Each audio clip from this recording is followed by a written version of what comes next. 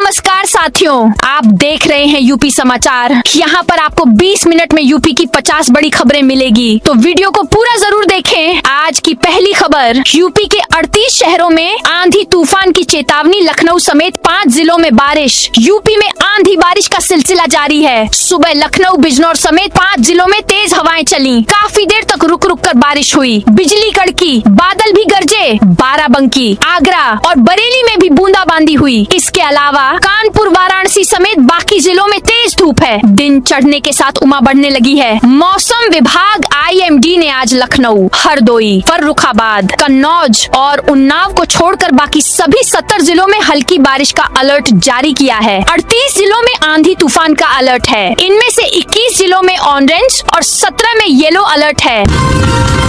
CM योगी की बड़ी सौगात। यूपी में शुरू हुई 2741 करोड़ की स्वच्छ वायु प्रबंधन परियोजना। मुख्यमंत्री योगी आदित्यनाथ ने विश्व पर्यावरण दिवस पर प्रदेश को कई परियोजनाएं शुरू की। इंदिरा गांधी प्रतिष्ठान में हुए कार्यक्रम में विश्व बैंक के सहयोग से 2741 करोड़ की लागत वाली भारत की पहली एयर शेड आधारित उत्तर प्रदेश स्वच्छ वायु प्रबंध परियोजना यूपी कैंप की लॉन्चिंग हुई। मुख्यमंत्री के सामने विश्व बैंक में एशिया क्षेत्र की प्रैक्टिस मैनेजर एंडाउड Janet Glover of UP camp की COB चंद्रकला ने MOU का हस्तांतरण किया।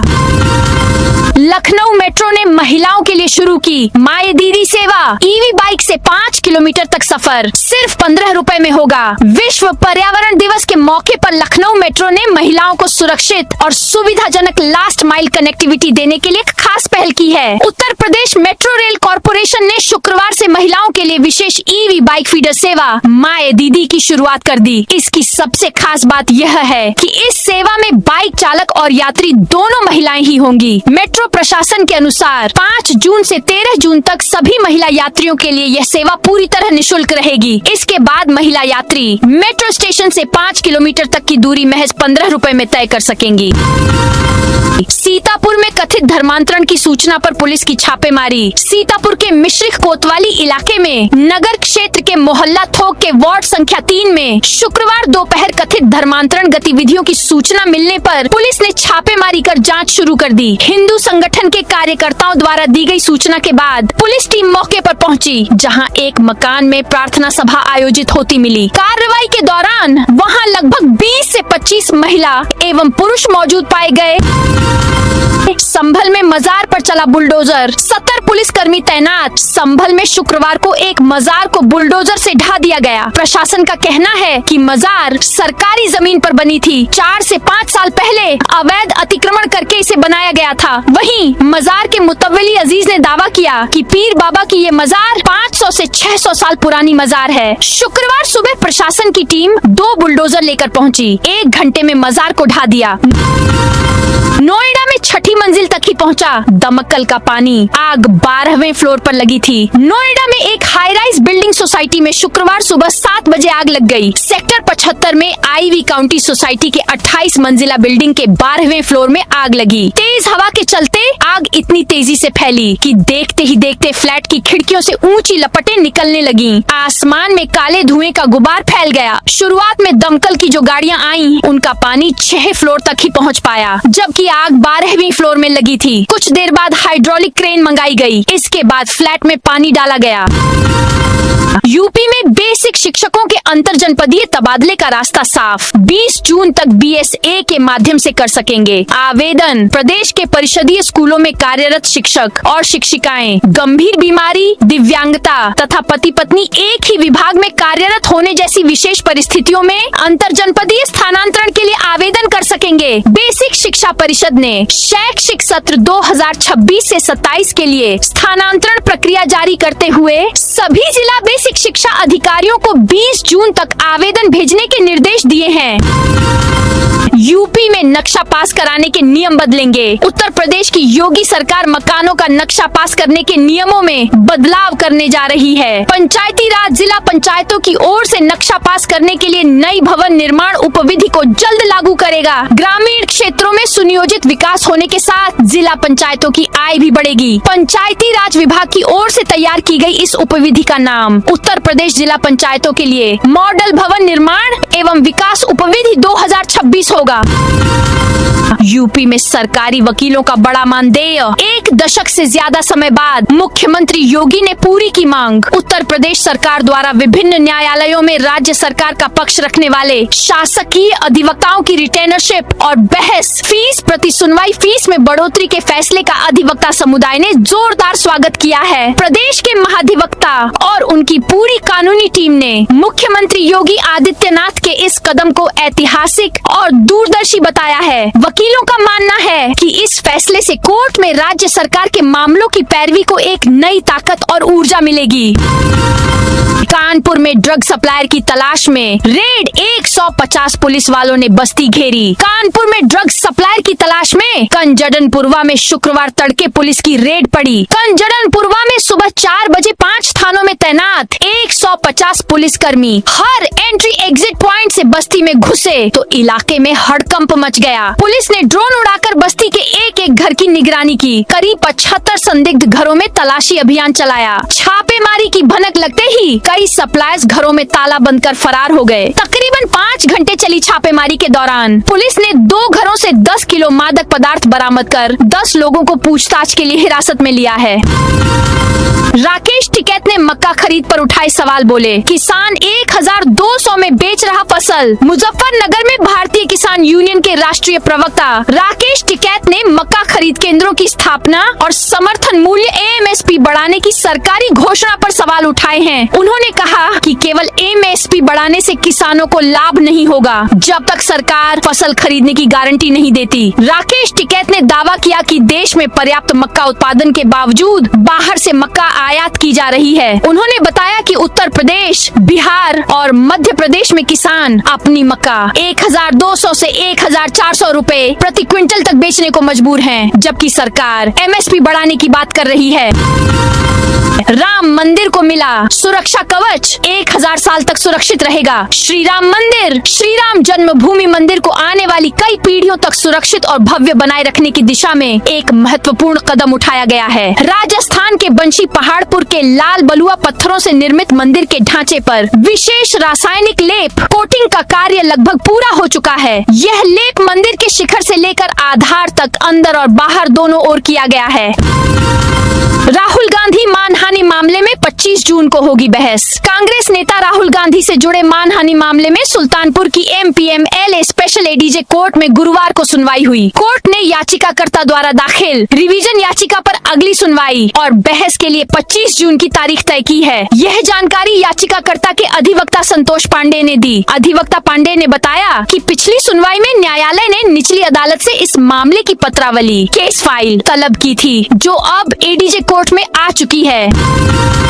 यूपी में मानसून 24 जून तक पहुंचेगा। 4 दिन लेट 10 दिन में प्रदेश को कवर कर लेगा। यूपी में मानसून 24 जून तक पहुंच सकता है। आने के बाद 10 दिनों में मानसून पूरे यूपी पर छा जाएगा। आमतौर पर 18 से 20 जून के बीच मानसून यूपी पहुंचता है। इस बार तय समय से 4 दिन लेट है। आसार ऐसे हैं कि 20 से 25 दिन में मानसून कमजोर भी पड़ जाएगा। 4 जून से यूपी में नया वेस्टर्न डिस्टर्बेंस एक्टिव हुआ है। इसकी वजह से 7 जून तक आंधी बारिश का मौसम बना रहेगा। इसके बाद वेस्टर्न डिस्टर्बेंस कमजोर होता जाएगा और तापमान में बढ़ोतरी होगी। मानसून ने देश में 4 दिन की देरी से 4 मई को केरल में एंट्री ली है। एनकाउंटर के बाद तनाव, कमलेश बिंद के शव पर प्रदर्शन। गाजीपुर में पुलिस मुठभेड़ में मारे गए कमलेश बिंद का शव गांव पहुंचने के बाद तनाव फैल गया। परिजनों और स्थानीय लोगों ने शव रखकर सड़क जाम कर दिया। स्थिति बिगड़ने पर पुलिस पर पथराव हुआ, जिसमें सीओ समेत कई पुलिसकर्मी घायल हो गए। बलिया के सुरहा ताल को मिला देश के 100वें रामसर साइट का दर्जा। पूर्वांचल की धरती पर स्थित बलिया का सुरहा ताल अब वैश्विक मानचित्र पर और चमकने लगा है। प्रवासी पक्षियों की चहचहाहट और प्राकृतिक सौंदर्य के लिए प्रसिद्ध जयप्रकाश नारायण पक्षी विहार सुरहा ताल को भारत के 100वें रामसर स्थल का दर्जा मिला है। यह उपलब्धि न सिर्फ उत्तर प्रदेश बल्कि पूरे देश के लिए गर्व का का विषय है। प्रधानमंत्री नरेंद्र मोदी ने इसे भारत की पर्यावरण संरक्षण नीति और आर्द्र भूमियों के संवर्धन के प्रति दृढ़ संकल्प का जीवंत उदाहरण बताया है।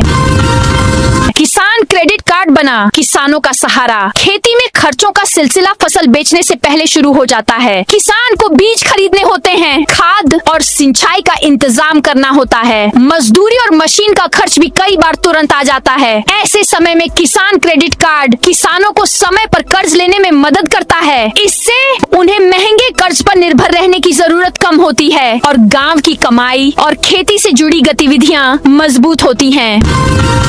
पीएम मोदी गुजरात में हथियार फैक्ट्री पहुंचे, मेड इन इंडिया टैंक और ड्रोन देखे। प्रधानमंत्री नरेंद्र मोदी शुक्रवार को गुजरात के सूरत में लार्सन एंड टुब्रो के आर्म्ड सिस्टम्स कॉम्प्लेक्स पहुंचे। उन्होंने यहां made in India tank drone के सामने खड़े होकर उसकी जानकारी ली। LNT कॉम्प्लेक्स भारत का अत्याधुनिक रक्षा निर्माण केंद्र है। यहाँ सेना के लिए बख्तरबंद वाहन, तोप से जुड़े सिस्टम और अन्य सैन्य प्लेटफॉर्म बनाए, असेंबल जोड़े और परीक्षण किए जाते हैं। पीएम सूरत में 12,421 करोड़ के नेशनल हाईवे प्रोजेक्ट्स का उद्घाटन करेंगे।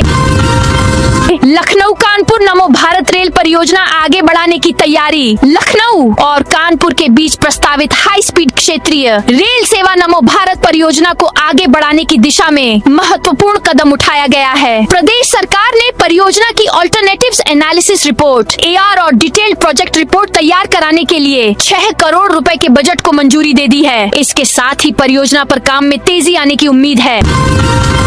मिर्जापुर में मंत्री नंदी ने अधिकारियों को दिए सख्त निर्देश। मिर्जापुर में प्रभारी मंत्री व कैबिनेट मंत्री नंद गोपाल गुप्ता नंदी ने अधिकारियों की समीक्षा बैठक में सख्त रुख अपनाते हुए जन समस्याओं के प्रति संवेदनशील रहने के निर्देश दिए। उन्होंने स्पष्ट कहा कि विद्युत विभाग के अवर अभियंता जेई जनता और जन प्रतिनिधियों के फोन जरूर उठाएं और यदि कॉल रिसीव न हो तो तुरंत कॉल बैक कर समस्या का समाधान करें। अकबरपुर से लखनऊ के लिए नई रोडवेज बस सेवा शुरू। अंबेडकर नगर के ग्रामीण क्षेत्रों की परिवहन सुविधा को सुदृढ़ करने के उद्देश्य से परिवहन विभाग ने अकबरपुर से लखनऊ के लिए नई रोडवेज बस सेवा शुरू की है। इस सेवा के शुरू होने से ओमिया भाभनपुर, शेखपुर मालपुरा और बरियावन जैसे ग्रामीण इलाकों के लोगों को राजधानी लखनऊ तक सीधे आवागमन की सुविधा मिलेगी।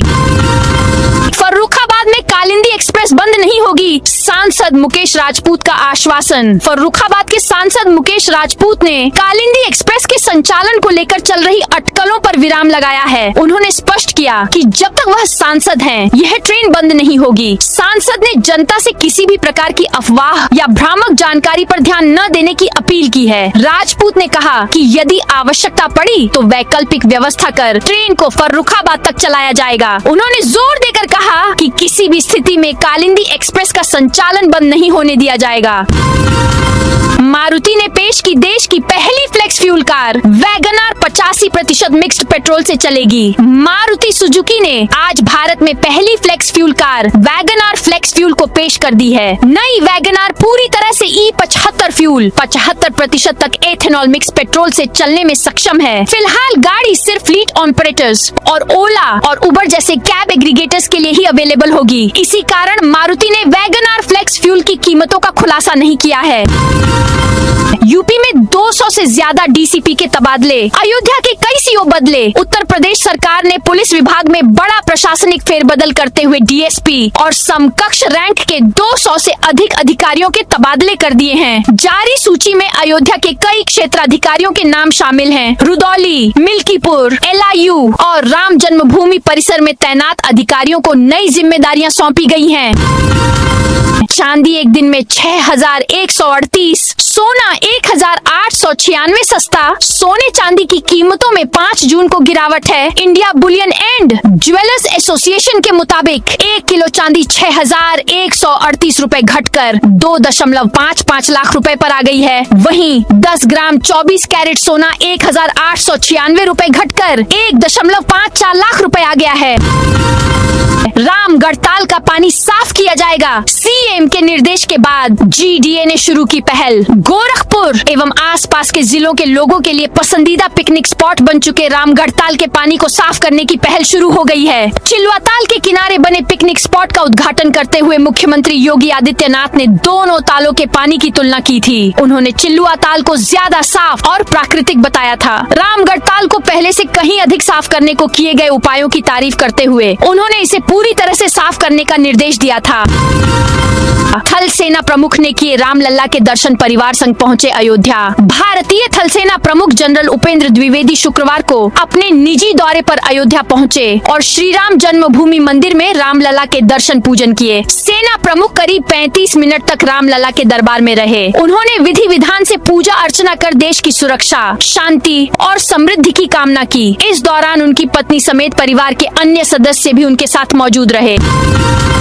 श्रावस्ती में अवैध खनन में 34 वाहन सीज, 9 लाख रुपए से अधिक जुर्माना वसूला। श्रावस्ती में अवैध खनन और खनिज परिवहन के खिलाफ प्रशासन ने अभियान तेज कर दिया है। मई 2026 में अब तक 34 वाहनों को सीज करते हुए 9 लाख रुपए से अधिक का जुर्माना लगाया गया है। प्रशासन का दावा है कि सभी मामलों में जुर्माने की वसूली भी कर ली गई है। मुख्यमंत्री योगी आदित्यनाथ के 20 मई के निर्देशों के बाद श्रावस्ती प्रशासन अवैध खनन के खिलाफ लगातार कार्रवाई कर रहा है। जिलाधिकारी अन्नपूर्णा गर्ग के निर्देशन में राजस्व और खनन विभाग की संयुक्त टीमें जनपद की तीनों तहसीलों भिनगा, जमुनहा और इकोना में अभियान चला रही हैं।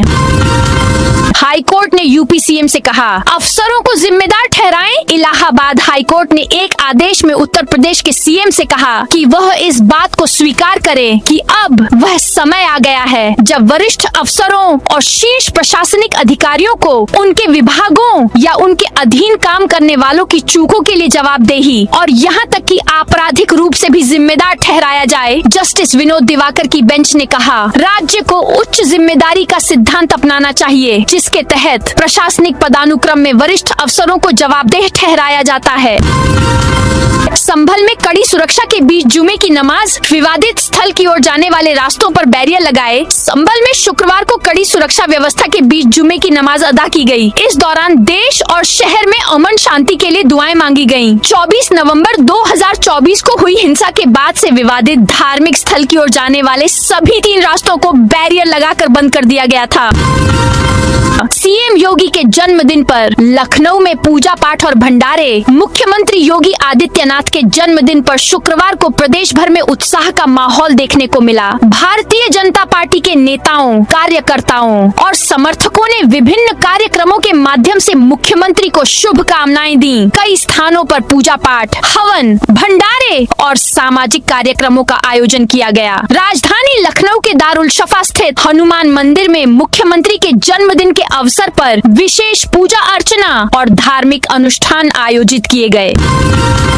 संत कबीर नगर में फटा राष्ट्रीय ध्वज लहरा रहा। संत कबीर नगर जिले की बखीरा नगर पंचायत में बाबा भंगेश्वरनाथ शिव मंदिर के पोखरे के पास लगा राष्ट्रीय ध्वज काफी समय से फटा हुआ है। यह फटा हुआ तिरंगा लगातार हवा में लहरा रहा है, जिस पर नगर पंचायत प्रशासन का ध्यान नहीं है। बखीरा नगर पंचायत द्वारा बाबा भंगेश्वरनाथ शिव मंदिर के पोखरे के सौंदर्यीकरण के बाद यहाँ 30 मीटर ऊंचा राष्ट्रीय ध्वज फहराया गया था। यह ध्वज पोखरे की सुंदरता में 4 चांद लगा रहा था और इसे एक दर्शनीय स्थल बना रहा था। 30 टन गेहूं गबन मामले में ड्राइवर कंडक्टर गिरफ्तार। सिद्धार्थ नगर में 30 टन गेहूं गबन मामले का खुलासा हुआ है। त्रिलोकपुर पुलिस, एसओजी टीम और सर्विलांस सेल की संयुक्त कार्रवाई में फरार चल रहे चालक और सह चालक को गिरफ्तार कर लिया गया। पुलिस ने आरोपियों के कब्जे से ट्रक, लगभग 10 टन गेहूं और बिक्री से मिली लाखों की धनराशि बरामद की है। मुकदमे में फंसे कोचिंग संचालक ने आगे कर दिए बच्चे। मुरादाबाद में 10 लाख रुपए से ज्यादा की धोखाधड़ी के मामले में फंसे कोचिंग संचालक विवेक ठाकुर की मुश्किल बढ़ती जा रही है। एमडीए ने उनके कोचिंग इंस्टीट्यूट की बिल्डिंग को अवैध उपयोग के मामले में सील करने के आदेश दिए हैं। विवेक पर आरोप लगा रहा है कि वे कार्रवाई से बचने और प्रशासन पर प्रेशर बनाने के लिए अपने यहाँ पढ़ने वाले सीधे साधे बच्चों को ढाल बनाकर इस्तेमाल कर रहे हैं। गुरुवार को स्कॉलर डेन के बाहर दर्जन भर छात्रों और कुछ फैकल्टी मेंबर के प्रदर्शन और बयानबाजी के बाद ये आरोप लगने शुरू हुए हैं। योगी से मिली मोनिका यादव, आशीर्वाद लिया भाजपा नेता, पति भी साथ थे। सपा सांसद धर्मेंद्र यादव की पूर्व पत्नी मोनिका यादव ने भाजपा नेता पति के साथ शुक्रवार को लखनऊ में सीएम योगी से मुलाकात की, उनका आशीर्वाद लिया।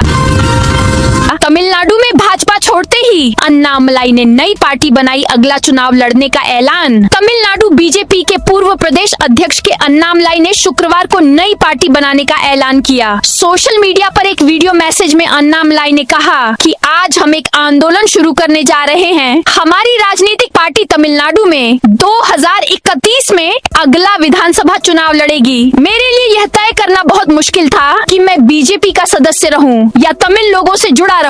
मैंने 4 दिसंबर 2025 को पार्टी को बताया कि मैं इस्तीफा देने जा रहा हूं। पार्टी ने मुझसे कहा कि पहले चुनाव हो जाने दें, फिर जाएं। पुतिन ने भारत को सुखोई 57 ऑफर किया। इस 5वीं जनरेशन फाइटर जेट की तकनीक भी शेयर करेंगे। रूस के राष्ट्रपति व्लादिमीर पुतिन ने भारत को Sukhoi Su-57 stealth fighter jet को लेकर बड़ा ऑफर दिया है। उन्होंने कहा है कि रूस भारत के साथ मिलकर इस विमान का विकास और उत्पादन करने के लिए तैयार है। साथ ही रूस जरूरी रक्षा तकनीकें साझा करने के लिए भी तैयार है। पुतिन ने गुरुवार को Saint Petersburg International Economic Forum के दौरान अंतर्राष्ट्रीय मीडिया से बातचीत की। इस दौरान उन्होंने कहा कि पहले भी भारत को इसे बनाने के प्रोजेक्ट में साझेदार बनने का ऑफर दिया था। उस समय भारत ने कहा था कि रूस पहले इस प्रोजेक्ट को आगे बढ़ाए, उसके बाद भारत इसमें शामिल होने पर विचार करेगा। टीएमसी नेता भीड़ के डर से बिस्तर के नीचे छिपा ग्रामीणों से आवास योजना के नाम पर 8 लाख वसूले थे। पश्चिम बंगाल में सरकार बदलने के बाद कटमनी के नाम पर सरकारी योजनाओं में रिश्वत के नए खुलासे सामने आ रहे हैं। ताजा मामला कूच बिहार जिले के माथाभंगा का है। यहाँ तृणमूल कांग्रेस टीएमसी नेता शाहिदुल मियां का एक वीडियो सामने आया है, जिसमें वे भीड़ से बचने के लिए अपने कमरे में बिस्तर के नीचे छिपे नजर आ रहे हैं। आरोप है कि शाहिदुल ने सरकारी आवास योजना में घर दिलाने के नाम पर गांव के लोगों से कमीशन लिए थे। अब ग्रामीण भाजपा सरकार बनने के बाद उनसे अपने पैसे वापस मांग रहे हैं। तो दोस्तों, यह थी आज उत्तर प्रदेश के सभी जिलों की दिन भर की ताजा और बड़ी खबरें।